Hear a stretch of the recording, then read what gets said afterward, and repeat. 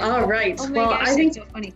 I think we're going to go ahead and get started. Thanks to everyone for joining us today. We have Dr. Josh Packard, who is the Executive Director of Springtide Research Institute with us today, and we're really excited to hear what he has to say about effective ways to engage our young people and how relational authority plays a big role in that. And so we're going to start, as we always do, with a prayer. So I ask you to join me in the name of the Father, and the Son, and the Holy Spirit. Amen. Lord, we ask that you be with us here today as we gather ministers to young people here together. We know that you are at work in the lives of young people, trying to bring them to know you better and through your son, Jesus. We ask that you help us to use what we learn here today and what we talk about today to continue to be instruments in your mission to reach young people and to bring them closer to you and to reach more youth in our communities. We ask all this in your name. Amen. Father, Son, Holy Spirit. Amen. All right, now I'm going to hand it over to you, Josh. Hey, folks. Thanks for making time out of your Thursday to join us here. I hope that it's noon for me, so maybe this is lunch for some of you all in Central Time Zone. But I really appreciate the chance for us to get to chat about some of the stuff that Springtide's been doing, and hopefully for me to share some of that. But then obviously, hopefully at the end to get to chat about that stuff too. So please, if you have questions, you can either pop them into chat, you can hold on to them, but I definitely want to make sure that we have time to get to them. So I've got some stuff that I want to share with you. But there'll be plenty of time for us to talk afterwards, because I'm very curious to hear about what you all have been seeing on the ground. So it's gonna take just a second here, but let me share my screen because I want the short answer, the longer story here is that I have like 4 monitors, so I just have to make sure I share the correct one so that you're not looking at stuff that isn't going to be useful.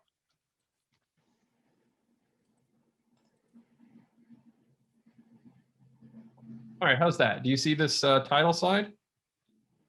Fantastic. Yes. So the research that I'm going to talk about today that we've been doing at Springtide has primarily finds its way into, or comes out of rather, the State of Religion and Young People 2020, and the focus is on relational authority. For 2020. Now we do this study every year. Among other things, but every fall we produce the State of Religion and Young People. This is our first one. Springtide's only been around for a couple of years, year and a half or so, and so we'll have our second edition of this coming out in September of this year. Thanks to a very generous set of grants, we've been able to make distribution of the State of Religion and Young People free. So you can go to our website right now and download it. You can get it on Apple Books for free. It's super cool on Apple Books. I'll talk about that in a second. I think the print copy, if you want a hard copy of it, is on Amazon just at price. So I think it's at $11 just to cover the cost of printing and shipping, or $10 or something like that. And we got such a good response to that a foundation came to us and asked if we would do a specific Catholic edition, which was an opportunity for us to really get to dig into that data across all the different faith expressions, including no faith expression, and really compare and break that down and see how that worked out in comparison to the subset of Catholics. So I'll be sharing some of that today as well. And again, this is also free in digital form on our website. But I know before we get too deep into this, some of the questions are about who we are at Springtide, because we are new.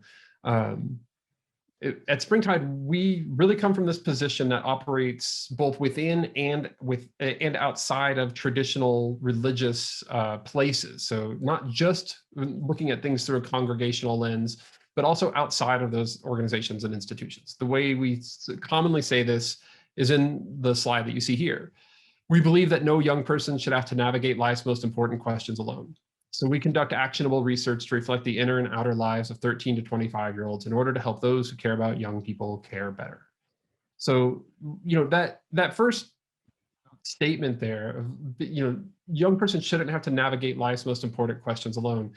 Well, that takes us, going to where young people are asking and answering those questions and trying to make sense out of them takes us to a lot of strange places.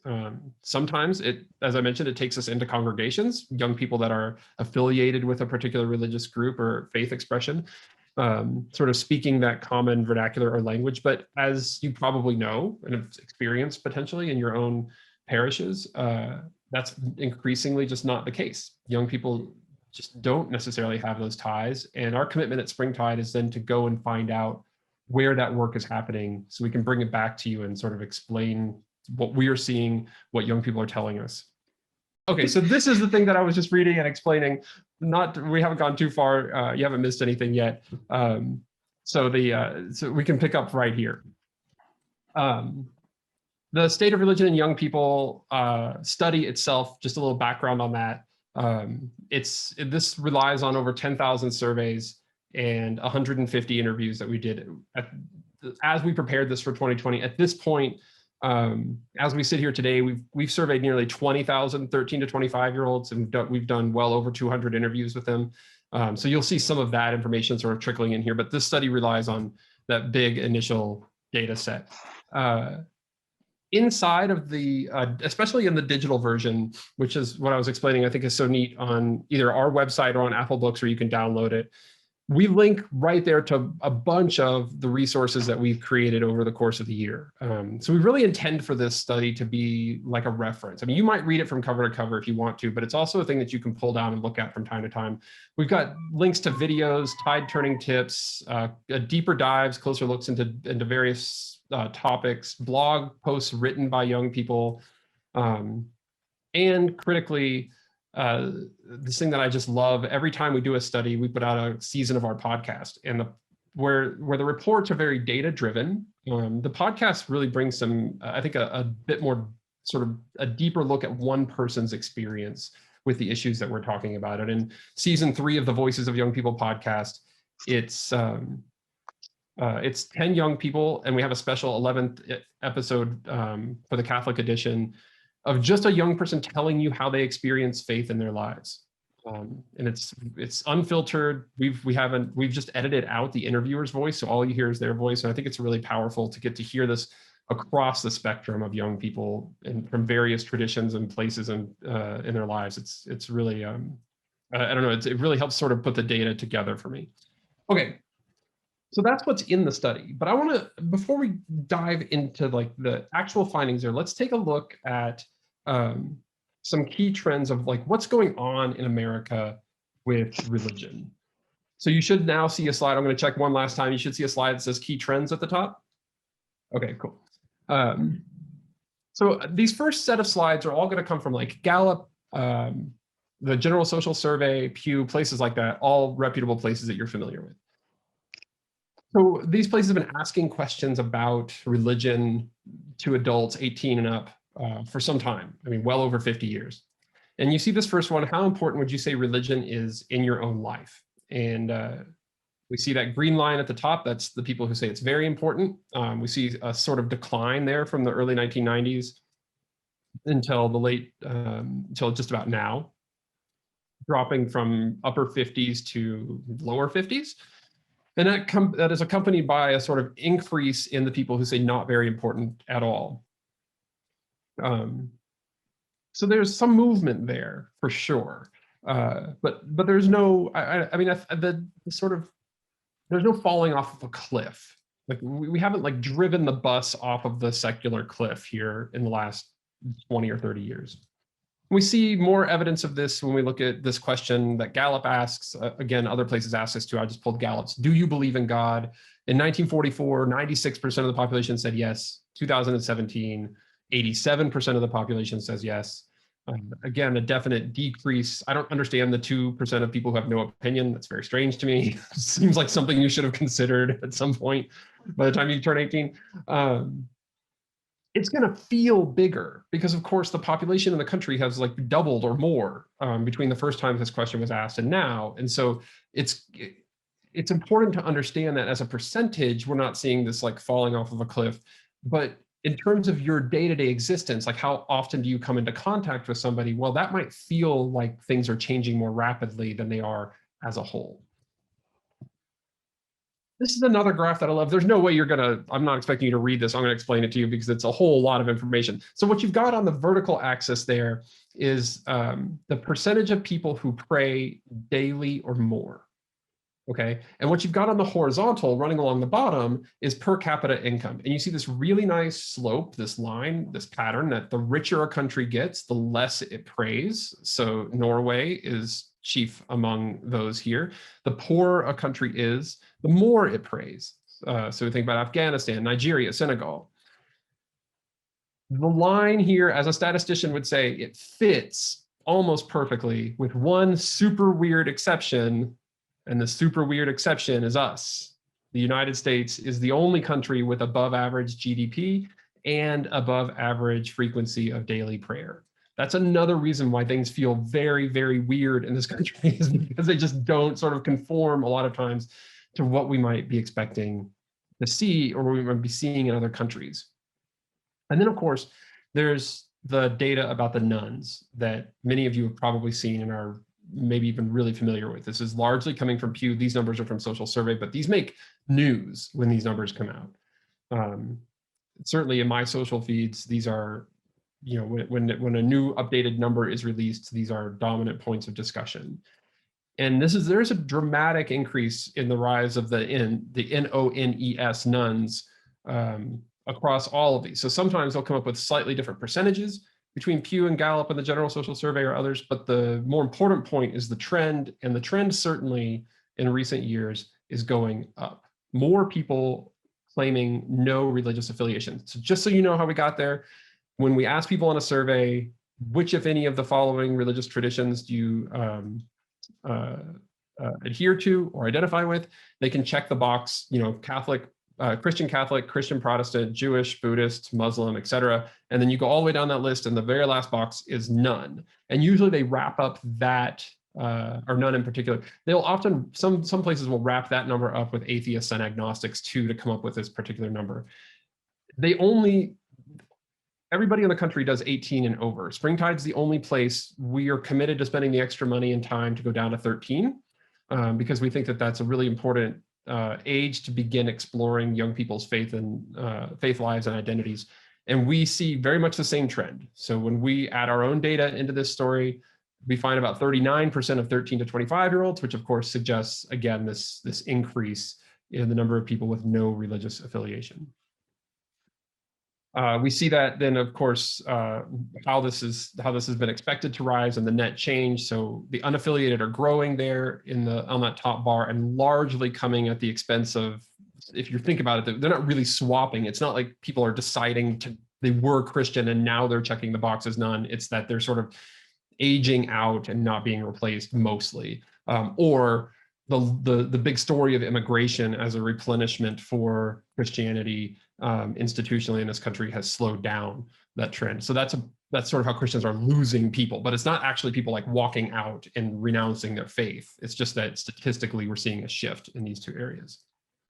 And then you may have seen this last week. Gallup came out with this, that for the first time in 100 years, the US church membership falls below the majority of the population. This includes not just Christian churches, but synagogues and mosques as well.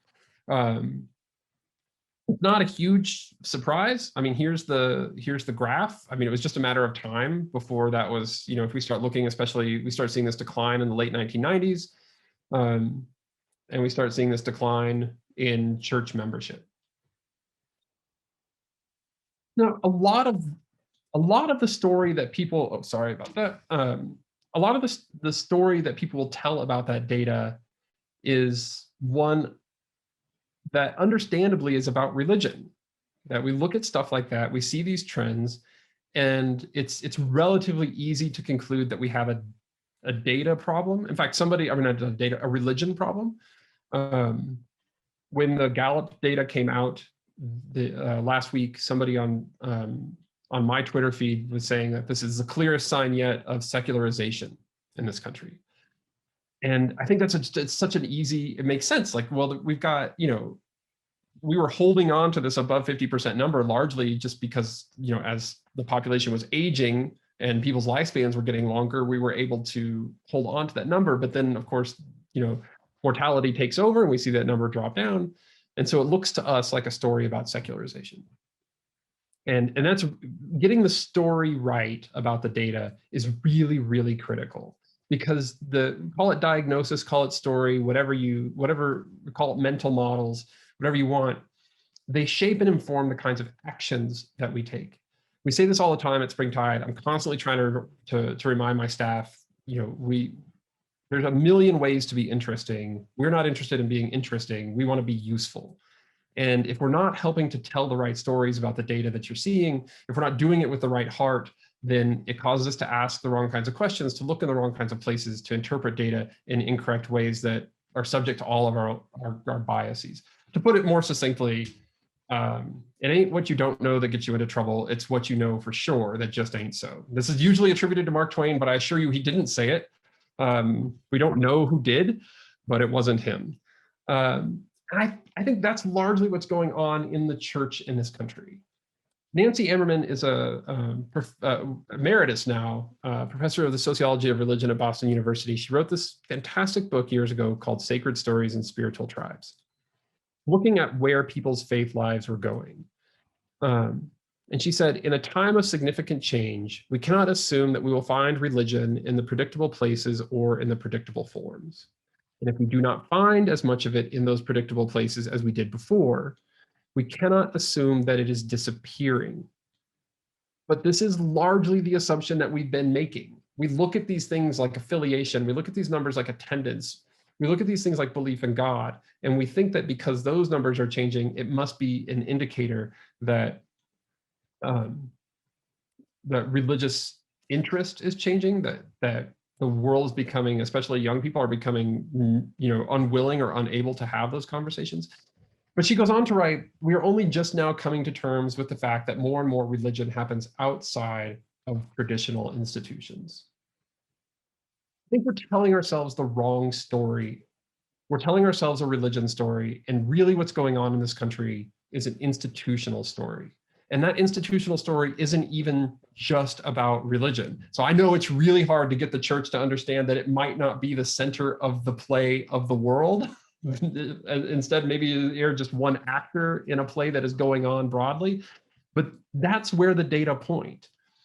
That when it comes to this bigger social trend, the church is subject to these social forces in the same ways that other institutions are. And that story is really one about trust. Trust and confidence in social institutions. Now, similarly to the data that I shared with you earlier, Gallup and Pew and others have been tracking trust for a very long time. And we can go all the way back to the 1970s and compare it with today when we ask people how much trust or how much confidence, depending on the wording of the question, do you have in these major social institutions? And we can see, pretty clearly, they've been asking these questions for 50 years or more. I just went back to the 1970s. You can notice one big trend when it comes to trust in these institutions. You're comparing numbers. If you're having trouble, I made you a cheat sheet. Every single one of them is going down. Now look, if every single institution is suffering from a crisis of trust, well, in some ways, that's really liberating for people who work like yourselves, who work in organized religion. Like, oh, this isn't a religion problem. You didn't do anything to make this happen. Now, certainly there are things along the way that don't help. Televangelist scandals do not help our trust and confidence in religion. Sex abuse scandals do not help our trust and confidence in religion. I would argue that becoming like overwhelmingly identified with a particular political party, like some religious institutions have done, that doesn't help. But if this were just a religious problem, then we'd be seeing, high rates of confidence in the medical system, lots of trust for the presidency or television news, while we saw declining trust in religion. But that's not the story we see. As a sociologist, what that tells me is that we've got a trust and institution story going on here, not a secularization, young people and other folks hate religion kind of story here. And when we look at this with just young people, we see a very, very similar story. So we asked 13 to 25-year-olds in our sample to rank their level of trust on a scale of 1 to 10. Same social institutions. You see, of course, your eyes probably go right there to organized religion in the middle. They're at a 4.9. But the critical thing, again, in this story is not to think that nonprofits are on top, so they're doing best. It's to remember that this is a 10-point scale. So even nonprofits at the very top of this list are not doing super great as relative to what we might expect for them. Young Catholics, by the way, have about a 0.5 point higher level of institutional trust than the rest of the population. And this is a dramatic change. When Nancy Ammerman said, you know, if the world is changing rapidly, well, the world is changing rapidly. When I think back to just, you know, I referenced my grandmother earlier, her husband, you know, grew up without plumbing, without indoor plumbing, without, I guess it means without plumbing, outdoor plumbing is there, managed to get to go to school in a public school, fought in World War II, came back on the GI Bill, bought a house for his family, worked for a large creamery, which eventually was bought by Land O'Lakes as a manager, was able to retire, which nobody in his family had ever done, and drew Social Security. Was able to afford to send his kids to college, the ones that wanted to go. All of that was made possible by social institutions that he was happy to be a part of. So when you were to tell my grandfather, if he were still alive, that like, hey, people don't trust institutions anymore, he would look at you like you were craziness. Like that, what are you talking about? Like they've done everything for me.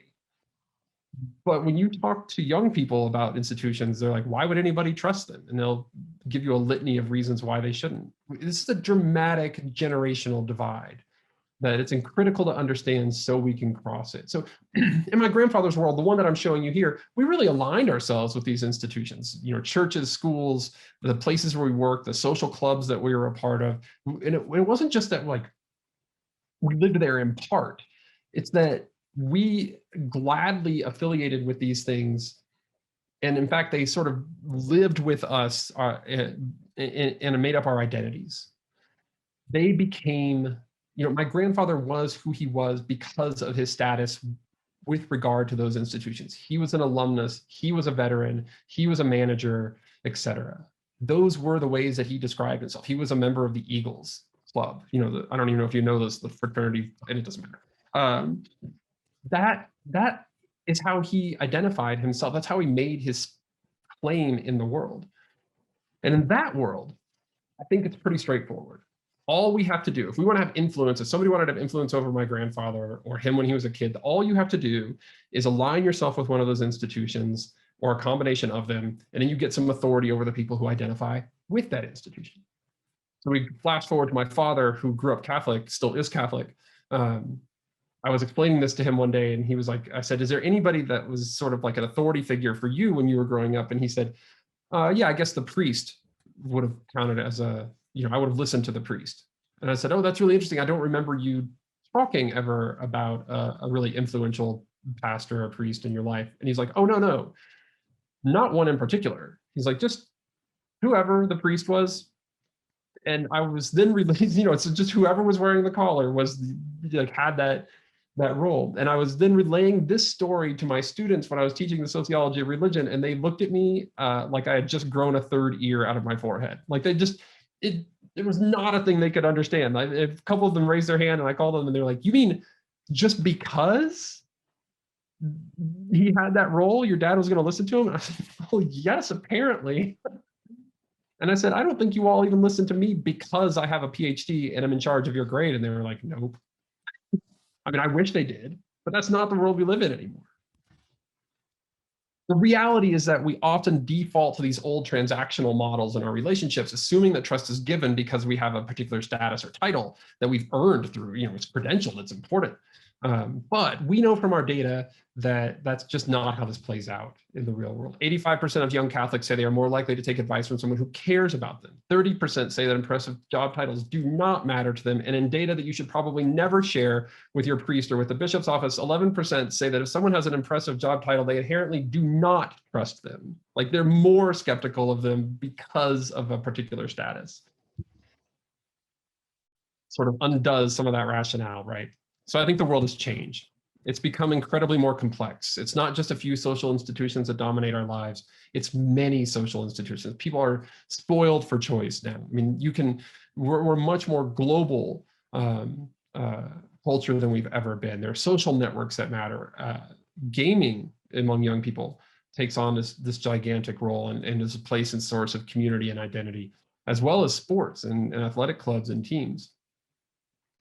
And it's not just, it's not just those things that we're sort of competing against for attention. It's that fundamentally reshapes the world when people can take bits and pieces out of these and cobble together an identity that is not affiliated with any one of them, but is sort of an amalgamation of all of those things.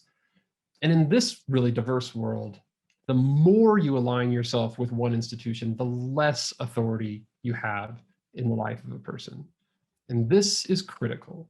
Because what happens naturally, I mean, this is a neurological phenomenon in terms of scarcity. It happens in organizations, it happens for individuals. When we get to a point where we're sort of in crisis or feeling a crunch or things are not going well, we are wired to go back first to doing the things that we did when things were going well. And that works really well as long as the world is basically the same now as it was then. But the world is not the same now as it was then. And so the more we do lean into those old program-driven models, the less effective that we're going to be in terms of having influence in the life of a young person. Let me show you exactly what that looks like in terms of this one category of affiliation. We're just stunned by some of this data. So this graph here, or this slide here rather, is young people who checked a box in some way that's saying that they were affiliated. 52% of affiliated young people and 49% of young Catholics have little to no trust in organized religion. So they're saying, yes, I'm Catholic, but I don't trust organized religion, right? Like that's just because I'm signing up for this or checking that box don't assume, that I'm necessarily on board for the whole ride. A third of affiliated young people only attend religious services once a year or less. You see 20% of young people tell us that they're affiliated are not, however, a religious person. So in that old high institutional trust world, we could use things like attendance or affiliation as proxies for understanding people's behaviors. If somebody was affiliated, we could reasonably assume a whole bunch of things about them. I don't think we can anymore. I think these categories aren't very useful. In fact, we see 1 in 4 young people who claim a Catholic identity say that they're not religious. Monica sums this up in one of our interviews. She says, I guess if you have to put a label on it, I'm Christian, but with everything in today's world, I literally don't know. I think spiritual, maybe? And Monica, I think here is expressing what happens when young people are left to their own devices, when they don't have guides to help them. It's not that I necessarily have a dog in the fight of how Monica identifies. It's that I get really concerned for young people who, it's the maybe part of that. They just don't know. That's the thing that I think is really concerning about a world full of young people running around without trained religious guides who care about them like you to be in those conversations with them. And we see the same story for the unaffiliated. 60% of unaffiliated young people say that they are at least slightly spiritual. Not what you would expect. 39% of unaffiliated young people say that they are religious. And nearly 1 in 5 say that they attend religious gatherings at least once a month, but they don't want to claim an affiliation. Again, I think part of this goes back to that trust story. They just don't want to claim that identity to be seen in this way. So I think that we see a much more complicated and complex religious picture here when it comes to 13 to 25-year-olds than we might be otherwise led to assume by some of the data that I shared with you in those initial slides about prayer or belief in God or attendance. So what does matter if affiliation doesn't? Well, the story here in 2020, 2021, and moving forward is going to be all about relationships. It's the old program-driven things are not going to tell us and point us the way forward. It's going to be the relationships. And unfortunately, a lot of times those relationships are just lacking for young people. As they move away from and disengage with institutions of all kinds, not just yours, well, they're often just sort of left out there on their own. 69% of young people tell us they have 3 or fewer meaningful interactions on a regular day. A fourth of young people have 1 or fewer adults in their life they can talk to if they needed somebody. And that includes their parents. So somewhere between 1 in 4 and 1 in 3 young people have 1 or fewer trusted adult in their life. Cigna did this big study. We replicated the findings, extending down to 13 in our book, Belonging. This is the loneliest and most isolated generation that has ever existed. Their numbers are off the charts. We've been tracking this using a standard, social scientists have been tracking this using a standard scale of loneliness out of UCLA since the late 1970s. And we've never seen numbers this high. And we've never seen young people as the highest generation. Usually it's the oldest generation that is the loneliest and most isolated. This is really concerning, and I think is largely the effect of this institutional disengagement. And we're not doing a great job of reaching out to them. When we asked young people to identify, they could check all that apply here. They could have checked every one of these boxes. Identify adults that they could turn to if they needed them. Only 8% said a religious leader. That number was even lower in the immediate days following the first stay-at-home orders and then throughout the following year. We've got a new report out called The New Normal that I'll talk about here in a second that says that things really didn't change that much during the pandemic with regards to these numbers.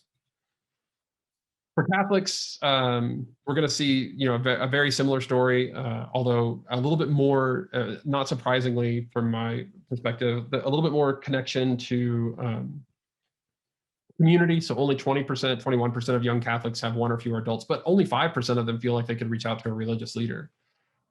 Now, the weird thing about this data is, I don't think it's objectively true in the sense that, I think because we've done these focus groups, I've given lots of talks, I've gotten to interact with loads of people like you.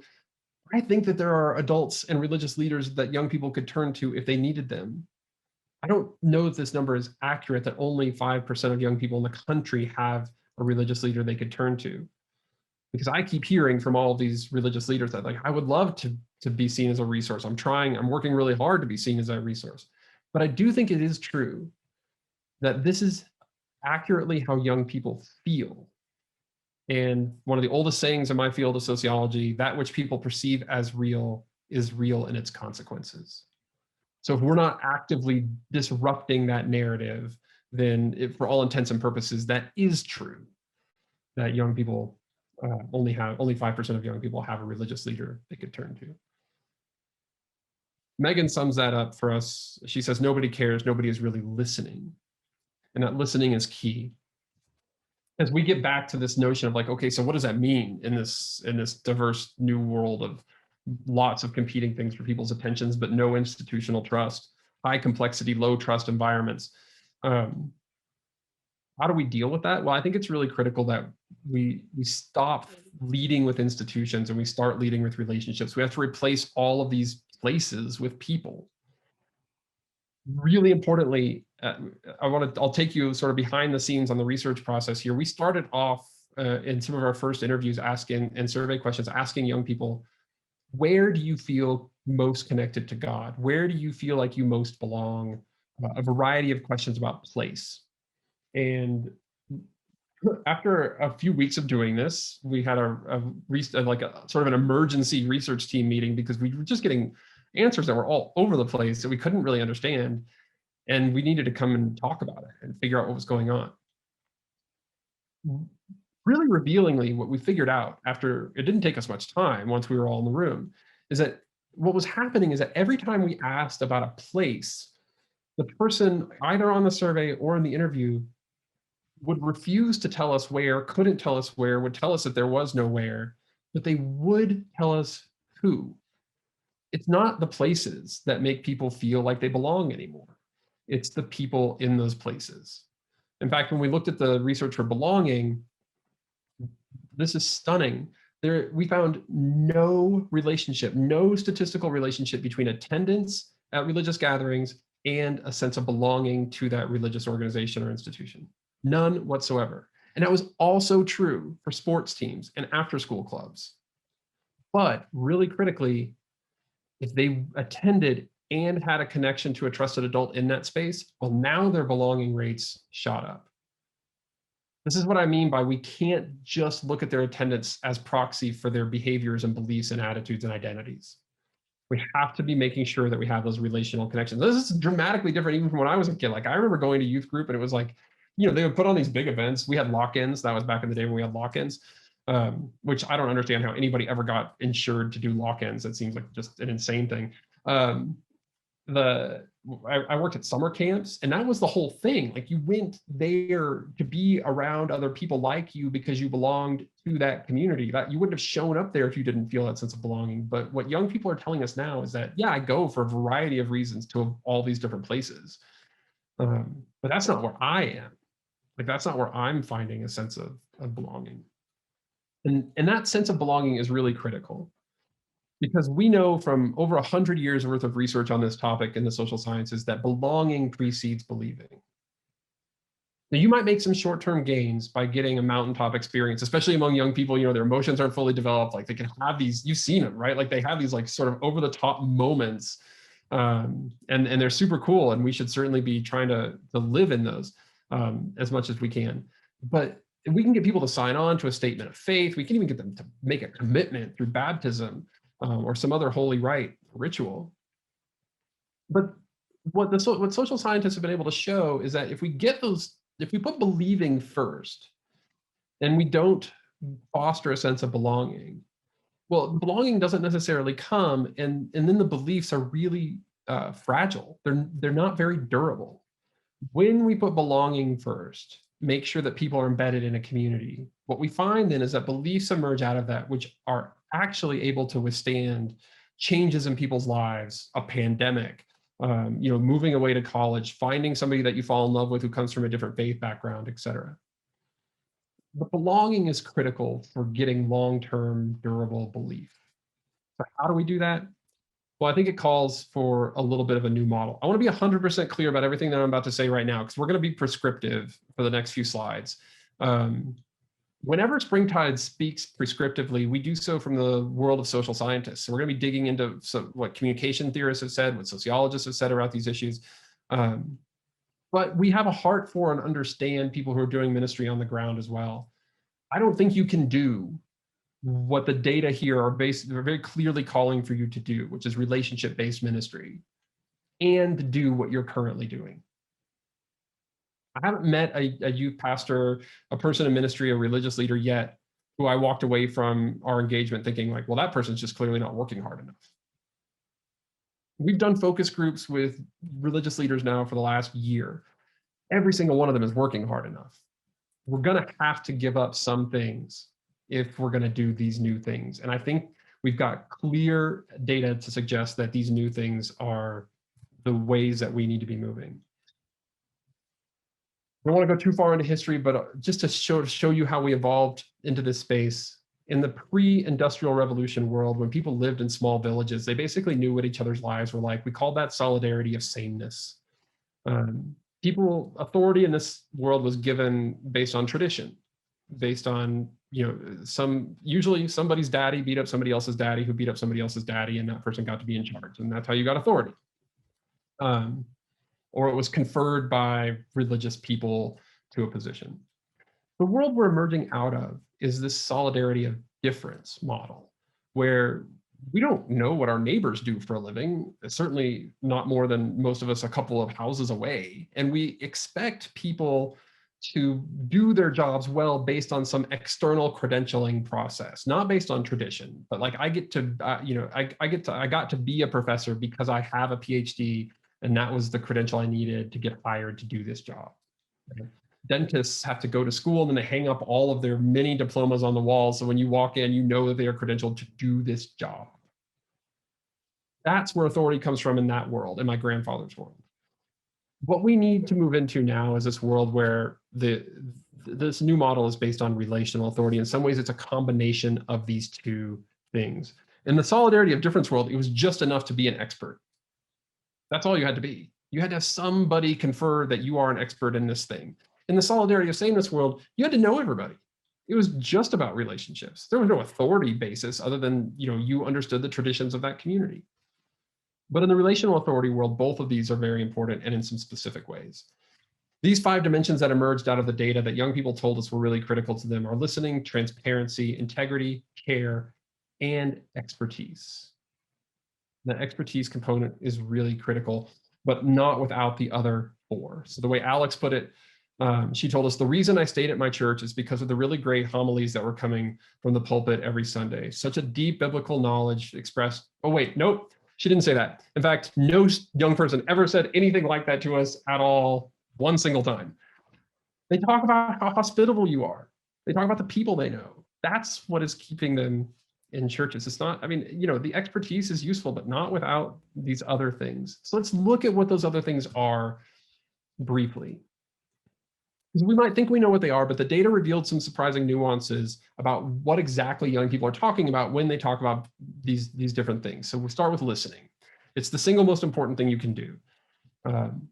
It's young people told us, a young person told me this on the, I think it was the first season of our podcast. They said, our dominant experience interacting with adults is of being dismissed. That is the way I think of adults interacting with me, is that they're not listening. So you have to do some extra things to convince them that you're actually listening, if in fact you are actually listening. But it does pay off. I mean, you see those numbers there, it pays off in some big ways. So communication researchers refer to this thing called the open posture, being really clear and in some ways with your physical stance, but also with the words that you're saying. Making sure your arms aren't folded, making sure you're making eye contact, physically making an effort to turn your phone over so you can't be distracted by it, signaling symbolically that you're listening to that young person, but also by asking follow-up questions before you offer any advice or comment back. And I've seen this personally. You probably stumbled into this. Many of you may be doing this already, where you ask a young person a question, and because their experience with adults is primarily of being dismissed, they give you some not really a full answer. I would see this in students that I would be working with, and I'm saying, so what do you want to do after you graduate? And they would say I don't know, maybe go into nonprofits. And they're giving you that answer because in many ways, they don't think that you really care about the full answer. And when I would ask a follow-up question, be like, oh, tell me more about that. Or what drives you to wanting to work at nonprofits? They'll look at you like, are you broken? Adults don't ask me follow-up questions. And they might not even have the words at that moment to express their full answer to that. But I found that being patient and waiting for them to be able to come up with those answers can go a long way. Not just, I don't really, it's not that I intrinsically care about their answer. I care about them knowing that I care about their answer. That's the thing that we're doing when we're listening. I was interviewing a rabbi on Instagram Live last week, and he said, as religious leaders, we are trained, all of our training is basically geared towards taking up space. And in order to connect with young people, we have to figure out how to take up less space. And he said this really brilliant thing. He said, a religious leader who doesn't listen well shouldn't expect to be listened to, which summed up, I was like, oh, well, we could have just written that in the book and not bothered with all of this research, because it just, for me, summed up the whole thing. Transparency, another really critical dimension here. Transparency essentially boils down to sharing some pieces of yourself, not hiding behind your adulthood or behind your credential, or behind your office. Young people want to know that the adults in their lives have understand intimately their lived experiences. Sociologically, what's happening here is that we're opening up this pathway of sort of debt in the relationship. Debt is the term that social scientists use for this, through this thing called norms of reciprocity. And you've seen norms of reciprocity at work whenever you walk through a set of double doors and somebody's right behind you. You hold open the first door, now they're in front, and then they hold open the second door for you, and you go, because they feel like they should.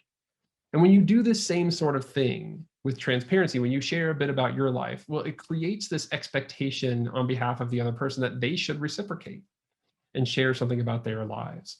So being transparent is about both letting the young person know that you're not judging them because you've also had same or similar experiences around doubt or poor decisions or whatever it is that you're talking about, but also opens up that critical pathway to get them to share with you.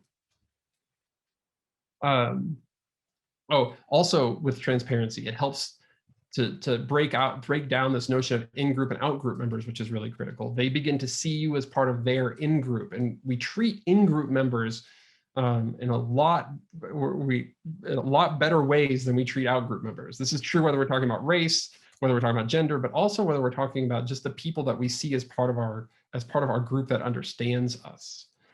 We turn to them, we take advice from them. We don't turn to people in our out groups. We don't take advice to them. We don't look at out group members as models for how we should behave because they're on the out group. They're not like me. And transparency can be a really critical way of establishing that. Integrity essentially boils down to doing what you say you will do.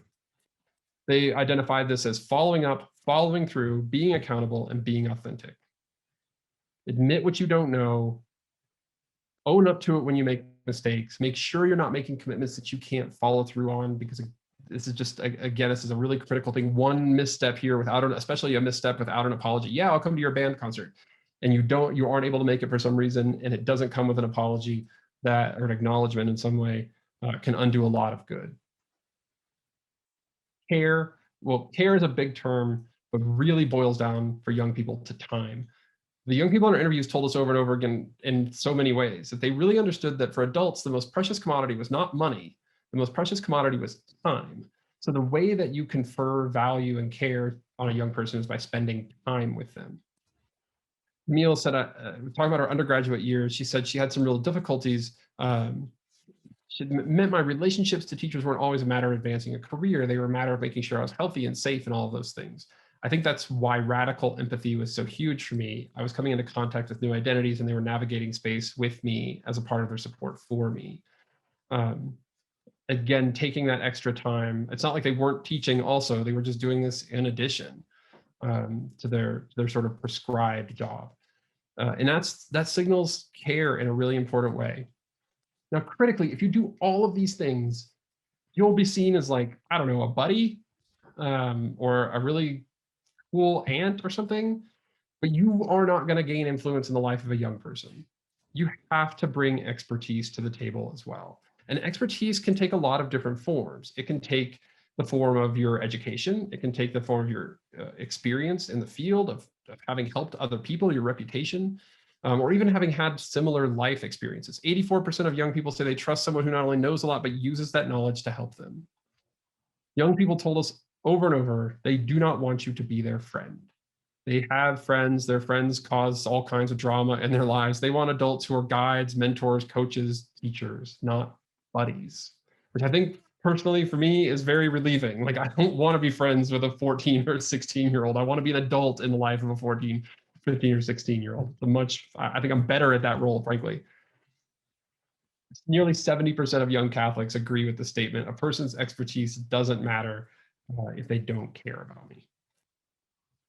Doesn't matter if they don't care about me. I was giving a presentation some time ago at a Catholic conference in Florida, and there were some people there from the bishop's office, and I was like, I know how hard this can be to hear, because again, like, I wish my students just listened to me because I had a role as a professor and a PhD, but if what we're relying on is our credentials, then you have to come to terms with the idea that you have gotten to this place and this title in the world at precisely the moment that nobody cares about it anymore.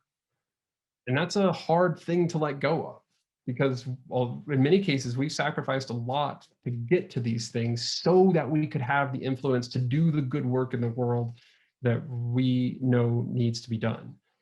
And that pathway is sort of dried up. Now, it still pays off in some really important ways, like a greater access to resources, others. But if we're thinking and relying on those positions and those titles to gain expertise in the life, or to gain influence in the life of a young person, it's simply not going to happen without those other 4 elements. So what happens? Well, you saw this graph earlier, the trust among young people and institutions. What happens when we flip those institutions into relationships around these 5 dimensions? Well, we see trust levels that are sort of off the charts then. We up into the 90th percentile for these individual dimensions, and around 90% for relational authority as a framework overall. For the people who are able to be in a young person's life and demonstrate these 5 elements, we see just a dramatic switch. These kinds of very intentional relationships, this is the pathway to rebuilding trust and gaining influence in the life of a young person. Just want to share, there's several quotes here, but I just want to share one of them from Frank, a college chaplain. This comes from our focus groups with Catholic leaders. He says, our students are unbelievably creative and curious and incredibly skeptical of institutions. So institutional authority is out and relational authority is in. Right now on our website, we've got this brand new study that's come out called The New Normal. In there, we have various what we call exercises and empathy to help you prepare yourself for welcoming young people back as they transition out of the pandemic, because there's a lot of anxiety about what that's going to look like among young people. And I'm really afraid that as religious leaders, if we walk right back into their lives as if nothing happened, and we start talking about the same things with them that we were talking about in February of 2019, that we're going to do a lot of damage and not be able to make the sort of help them make sense out of what just happened in their lives. So we've taken the data around their cares and concerns and worries. We've put these into actionable frameworks and given you some questions for self-reflection, this sort of guided empathy exercises that you can do with young people in your ministry. You can get it for free. It's it's like 20 pages or something. You can start using that today. All right.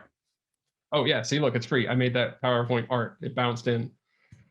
That's what I've got for you. I'm happy to, I know we're right at the top of the hour. I'm happy to stick around, answer questions. I'd love to hear how you're sort of seeing this in the worlds where you work.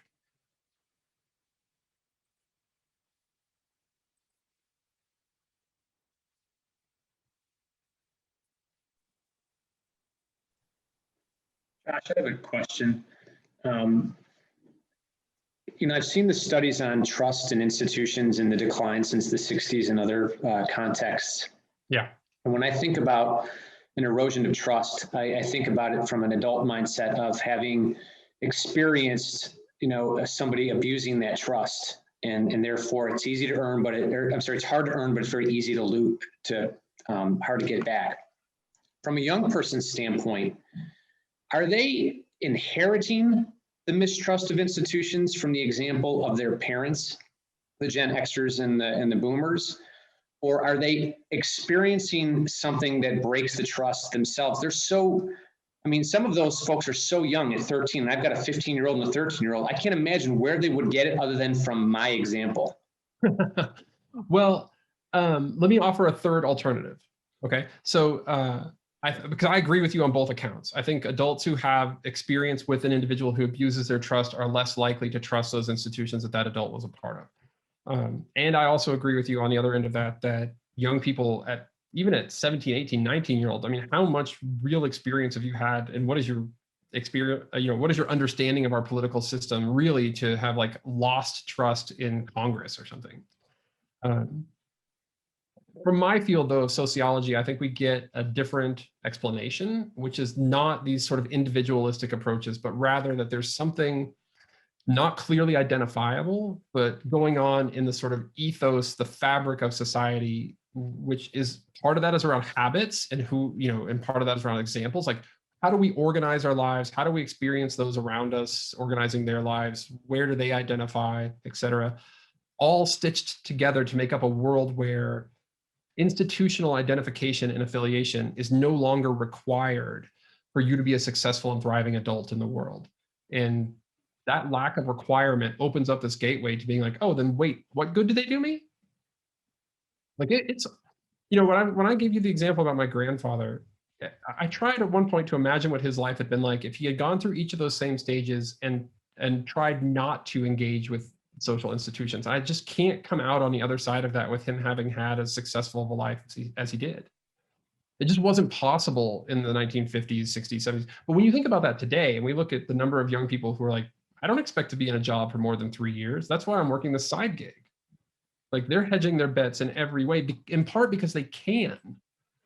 We have the ability to do that to a far greater extent than ever. So I think there's a bunch of structural explanations that we need to add into these individual behavior, kind of like that person acted poorly in their position of power explanations.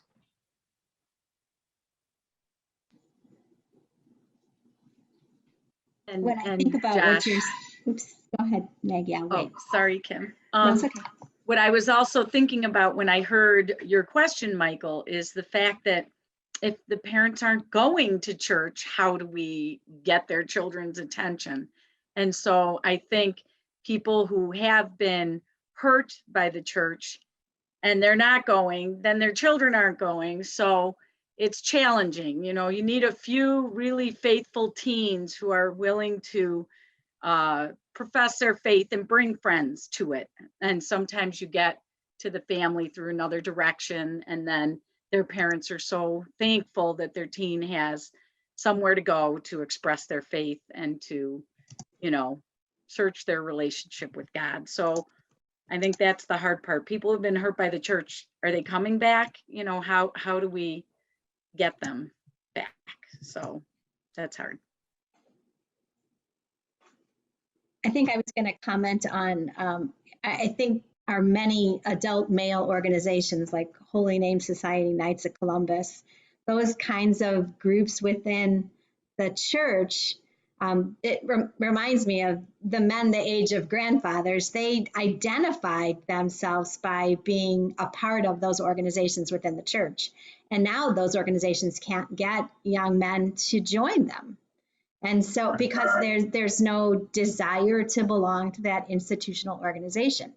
So, I mean, it totally makes sense. And yet, I suppose it would be really helpful to bring this information to those organizations, because that would hopefully encourage them to look at other ways to try to invite and engage. Otherwise, the majority of those organizations within parishes are just dying.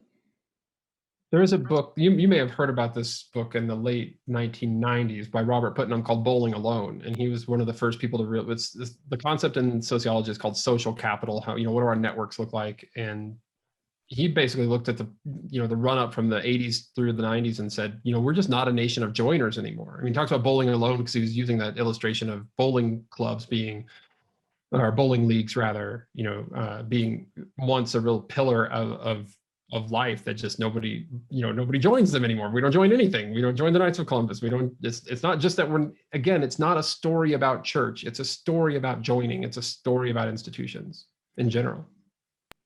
Yeah, and actually, you can get a better response at people participating in collaborative work if you designate yourself as an advisory group versus, I want to have this meeting. Well, I need an advisor. You'll get people to come and tell you what to do or give their suggestions, but they don't want to be a part of, the planning or the work. Kim, that's such an interesting thing that you said, because I am still trying to engage. This is Amy. Sorry, my video is off because I'm hanging out on my bed today because I'm sick of my chair.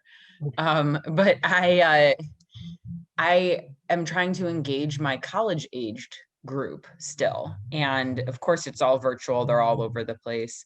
And I'll post things in our group chat, who's interested in this, or what are you guys looking for this? Who wants to participate in this? Nothing, crickets. I'm like, are we even still in here? Then I posted, is anyone interested in participating in a Q&A panel for high schoolers? So you guys would give advice to high schoolers on what you wish, how to pick a college, what you wish you had known going in, how to keep your faith, whatever. 20 people were like, oh, that sounds awesome. I'd love to do that. That's great. Sign me up.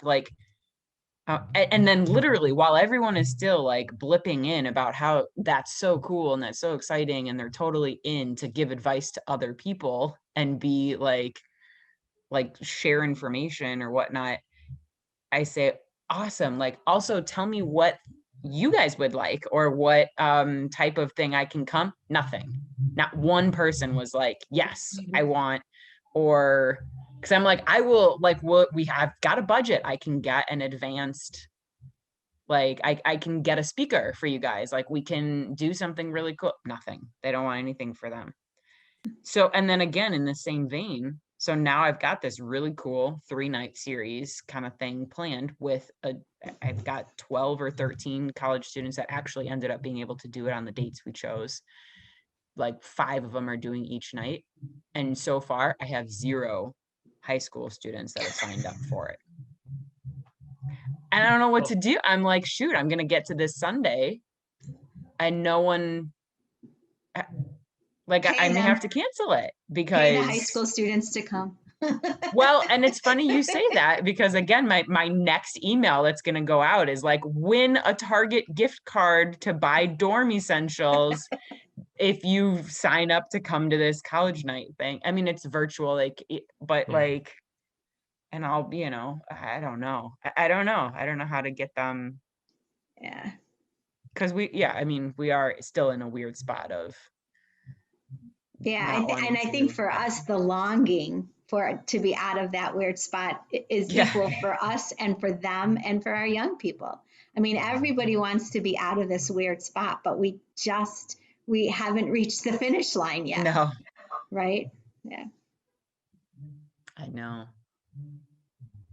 Amy, maybe the college kids, if they see that teens haven't signed up, you can ask them, what do you think is missing?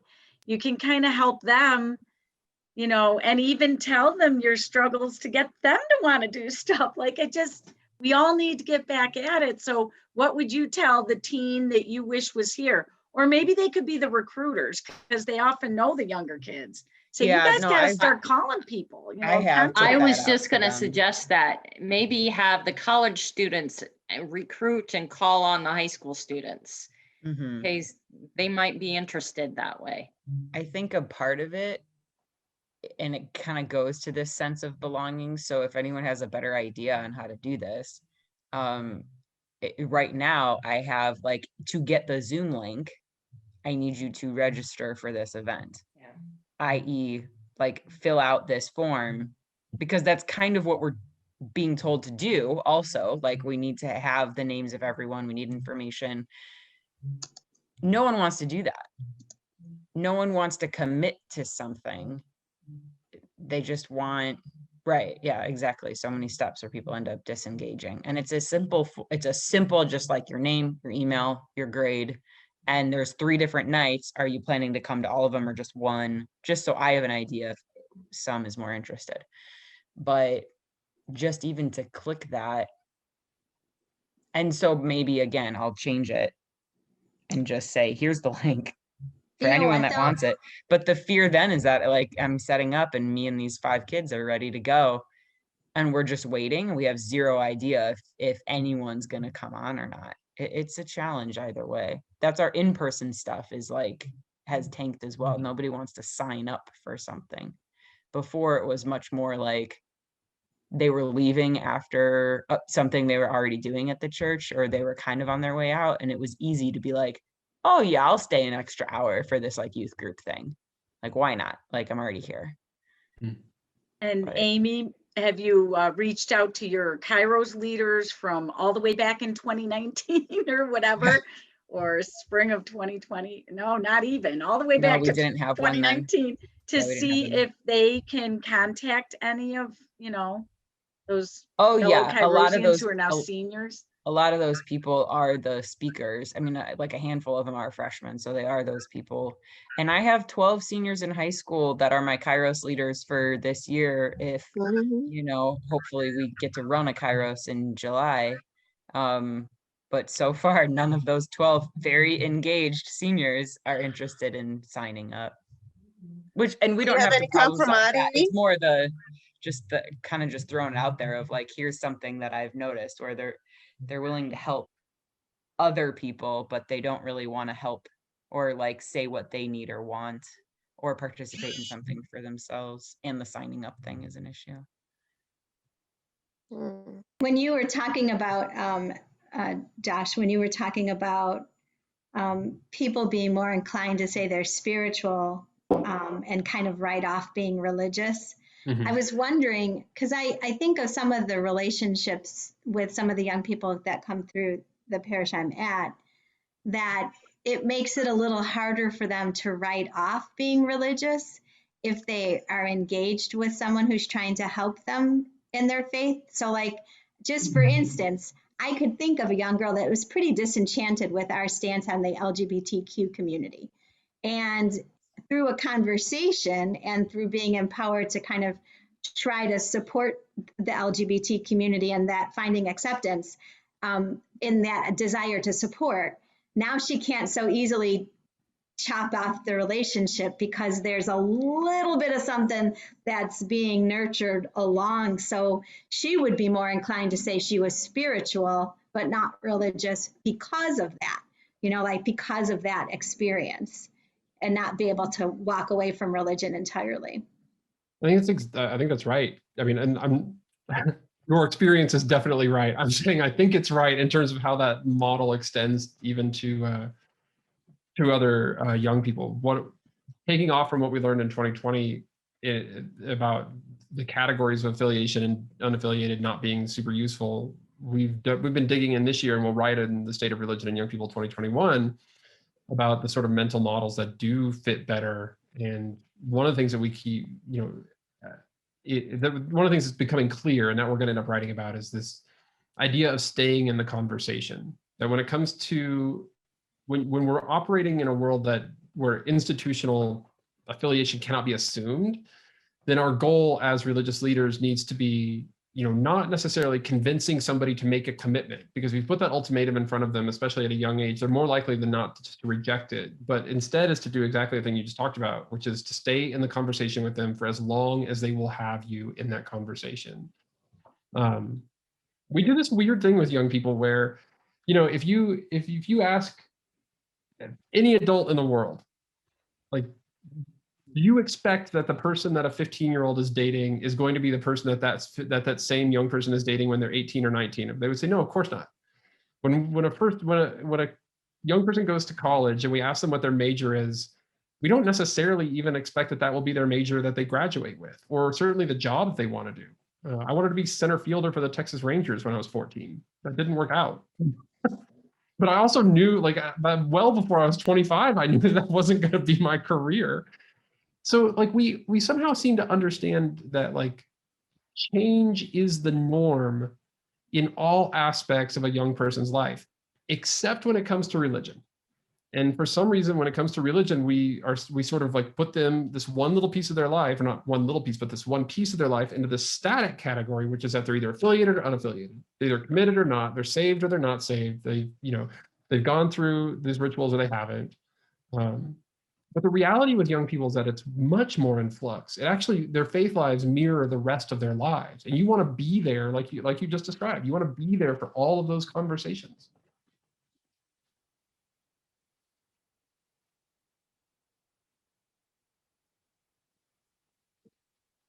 Other questions?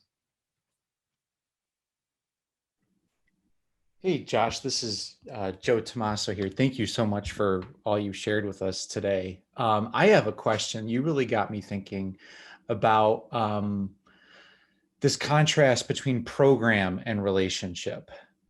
And I do youth ministry, but I'm also in charge of our confirmation program.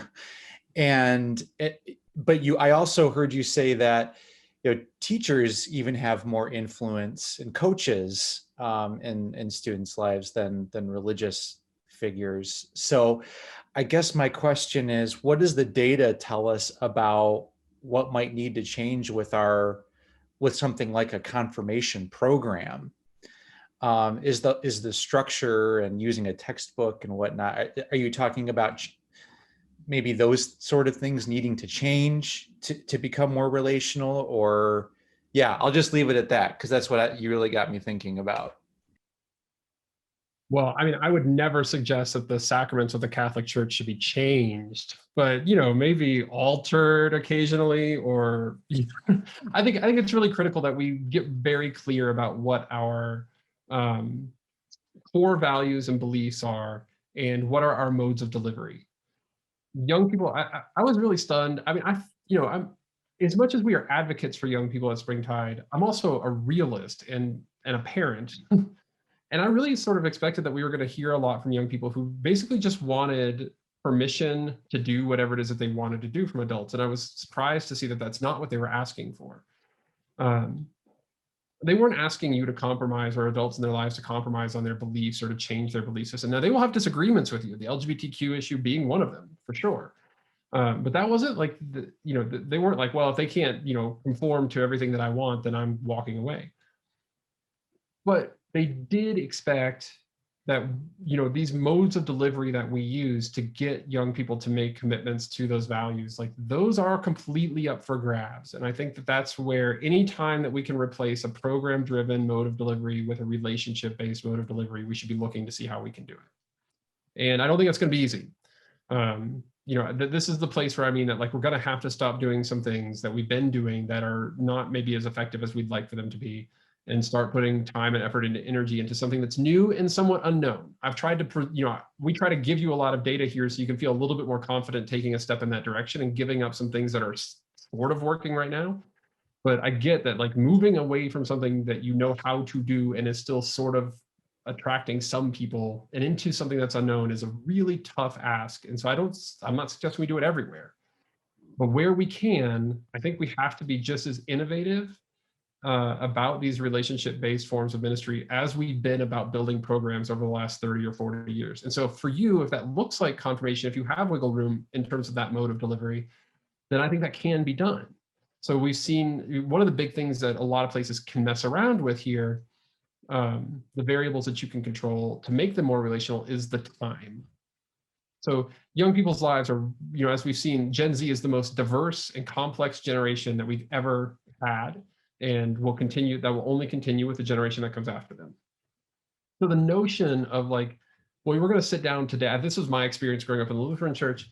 We're going to sit down today, and in 12 weeks, you're going to emerge as a fully confirmed person because we're going to meet every Wednesday night, and like, here's the curriculum that we're going to go through. Like, that's not a world that makes sense to the young people that my wife works with right now. And so because they come from all kinds of traumatic backgrounds, and like transportation on a Wednesday night is an issue consistently, or anywhere, anytime, it's just because of the homes that they come out of.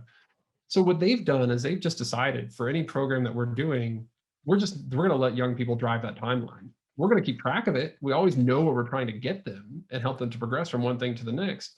But we're not going to make them, do this in 6 weeks or a month or a semester or whatever. We're just going to let them drive the timeline. And we're just going to try and be in their lives for as long as possible. So that's a mode of delivery issue, ultimately. And every time that we can, I think that we've got to be thinking, okay, could we do this relationally? Could we do this relationally? How can we do relationships at scale, through this, while adhering to our core values? So I think you're right, Joe. Like those are the things we have to be thinking about. It's not going to be possible in every way, shape, and form, but we've got to be looking for as many of those as we can.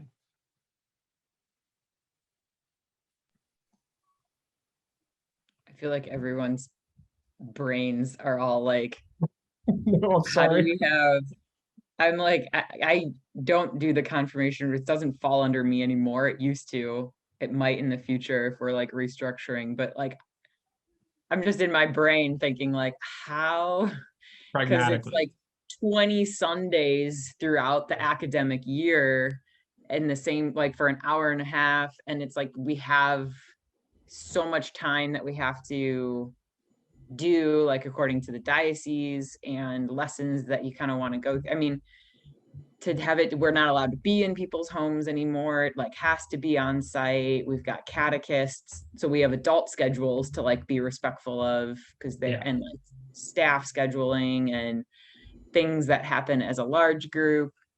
And I'm definitely not like, I don't want to be like that can never happen, but I see all of our brains that are just kind of like furrowed browing of like, that hurts.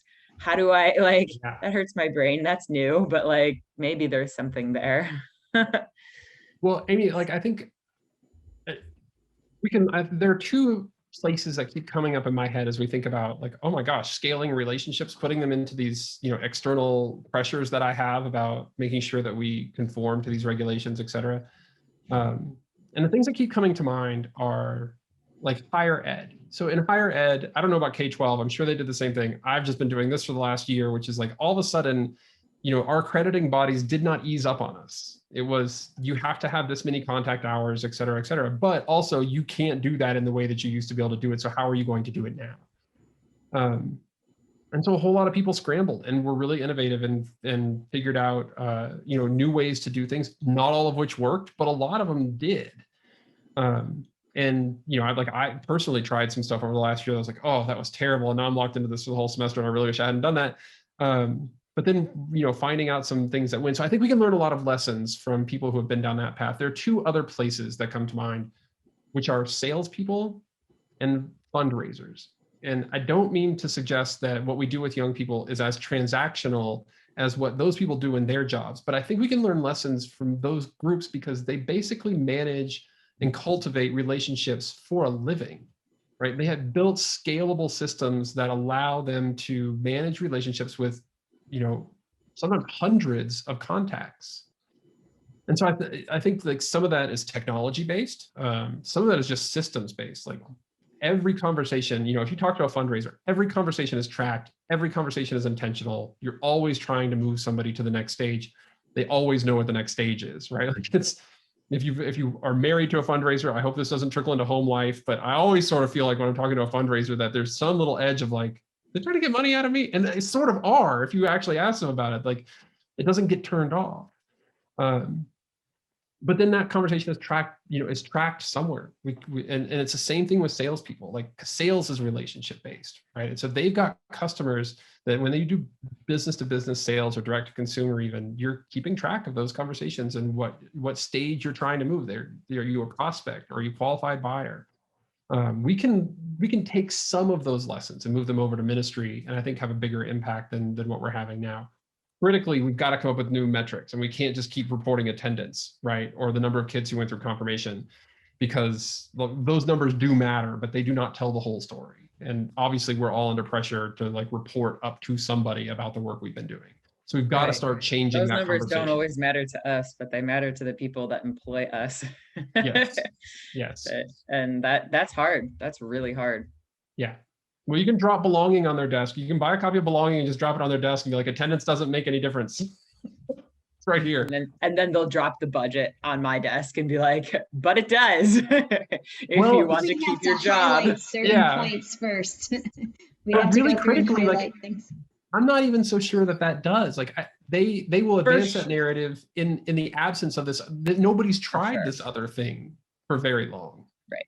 Well, and imagine you have 5 people that are so greatly impacted that then impacts their families, or because like what we'll have is a teen that is so impacted by a program that their family then donates to something, right? And so like, what if you have a smaller number of people, kids, children, whatever it is, families that are greatly impacted by the program that we're doing, and then some of them donate more money, or keep, I think they're looking at it as like we need however many hundreds of people to sign up for religious ed for the budget, for the actual like cost of religious ed. Right. Versus like youth ministry, most of what I do is breaks even. I don't, like my programs don't make money. But if you have 20 kids in a program and you're like 20 signed up, none of them were engaged, none of them cared, no one's going to turn around and like donate or tell their families or bring anyone else. Or the challenge for, the people that are in the business office is it's a long game. Right. This relational thing, I think that's something that like we as ministers too have to be prepared for, is that this relational ministry is going to be incredible. It's a long game. I'm not going to get a bunch of people to sign up for my like new thing in the fall if I haven't made those relationships yet. Maybe next year after I've, then it'll be great. And then if I have those good relationships and then they're telling their friends and they're like, obviously the like peer-to-peer invitation is more powerful than like me to someone, but we're kind of starting over. That's go ahead. One of the things that I most get out of that is, we are starting over, Amy. And to me, the priority for me as I start over is to get a bigger adult involvement involved in the ministry, because it's relational. We gotta get them all connected to other people besides us, certainly, because you can't have a relationship with 300 kids. You can't. No, you as an individual cannot. Right. Your office can, but you're right. Right. Yeah. I was talking to some campus ministers this few months ago now, and they were starting to think like, okay, we know this year is going to be what it is. What are we going to do next year? And we were just chatting, and they said, things really switched for us when we flipped our whole model, and things started getting better. Which is that our old model used to be, this is college campus, we're basically it was a party model. Like we're gonna throw a big party a couple of times a year and invite a whole bunch of people and try and meet them there and get to know them and then hang on to as many as we can, essentially. And I don't know if it's the age of social anxiety or whatever, but parties are like terrifying. Like the idea of showing up for college students now, for a lot of them, to a place where you don't know people and don't know how to act necessarily, like that can be frightening. So they said what they decided was that they wanted the first time that a student interacted with a larger group, they wanted it to feel less like a party and more like coming home for dinner. And so they wouldn't invite them until they had not only that they got to know them, but until they had introduced them individually through a series of conversations to other people who would also be there. And then when they all got together, it would be like walking into a known environment. And they said that has been completely, like, it takes longer, sort of. It takes longer on the front end, but that has completely changed. It completely changed for them the sort of like outlook and their success in terms of doing ministry. It's like you talked about, Amy, like putting in all that relationship work first before we do the invitation part. Yeah, and Kim makes a great point. None of you can do this by yourself for all the teens in your community. It has to be you and your whole team and your adult volunteers, and even just parishioners start to think in this terms of relational authority and trying to work on that as a parish as a whole, all the adults there, because anyone could end up being that person for the teens coming to the parish. Any other closing remarks? I know we're going a little bit long, but you guys are having some great discussion here. Josh, thank you so much. It really was great information and a lot to think about. So I appreciate you being here for all of us. It's been my pleasure. It's been really great. I feel like one of the things we've lost in these, among the many things, is the ability to make a presentation at a live event and then get to walk around afterwards and talk to people. And this is one of the few times so often it's like me, I come on and I do the little Zoom thing and it's like, okay, everybody like waves. And but this has been great. This is sort of like the conversations that I've been hoping to have for the last year. And thank you.